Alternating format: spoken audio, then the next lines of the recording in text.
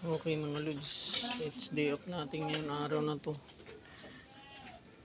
Pahinga din pag may time. Siyempre ito nagluto tayo ng almusal mga lodi with black coffee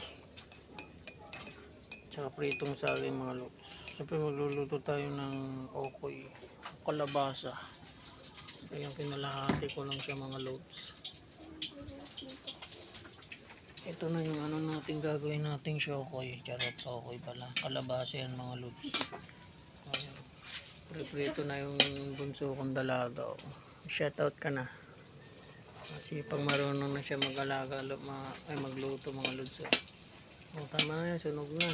Ito mo kung nanay kong anak. Kuha ka ng sausawan natin dun na ano, yung pipino dun. Kunin mo yung siya malaki. Yung papartner natin dyan sa okay mga lods. Dami niyan. Pakita ko sa inyo yung pipinong konting tanim natin mga lods. Ito yung magandang partner niya. Sausawan.